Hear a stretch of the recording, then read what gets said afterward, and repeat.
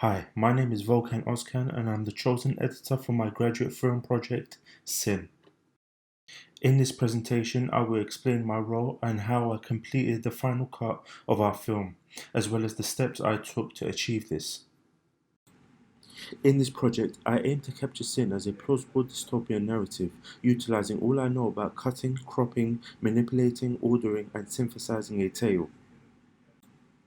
On the day of the shoot, I was highly critical and reminded the actors about the need for consistency among the shots. Their voices, movements, and emotions must remain consistent throughout the performance. Before I started editing the footage, I searched and found all the shots and sequences that touched the film's relevance. I numbered this footage so I know which ones to use and which ones to disregard. As a result, it saved me a lot of time instead of searching all the materials in Premiere Pro.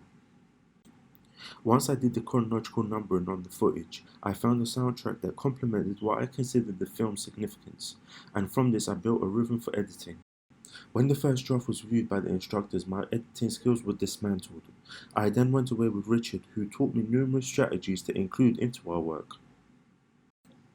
I began by using a plain black backdrop and reduced the word count to 92 words for the opening scene, which was way too long and jarring. I searched YouTube for non-copyright sound effects and created a symphony out of this material. The first draft put into context the story but did not create fluidity between the shots. This is when I used L and J cuts knowingly to smooth out the scene. For example, this scene shows the two actors in a heated debate. I used J cuts to introduce the sound before the picture and L cuts to introduce the picture before the sound. This made the scene flow with fluidity and hides untimely imperfections throughout the many times the shot was retaken.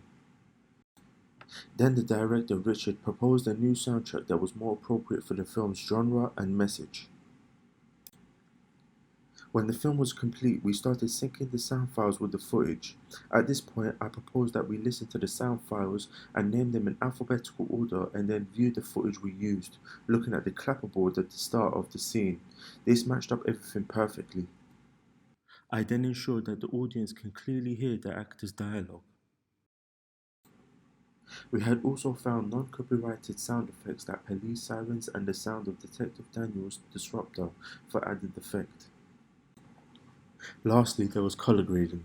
Within this, we used a deep blue to symbolize an AI dystopian world, which worked to make it look like it was set in the future.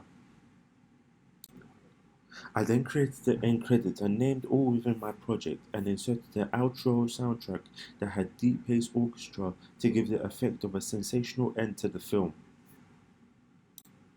By the end of the final cut, I had made so many changes that the finished product didn't look anything like the first draft. These various changes created an ambiguous aesthetic and carries with it a sense of professionalism, not only with what is seen throughout the project but also what is heard. In this process, I have learnt that with editing and all its techniques, I could get the lowest grade raw footage and transform it into a film that is believable and with high standards. The critical comments also helped me to understand this about the role of editor.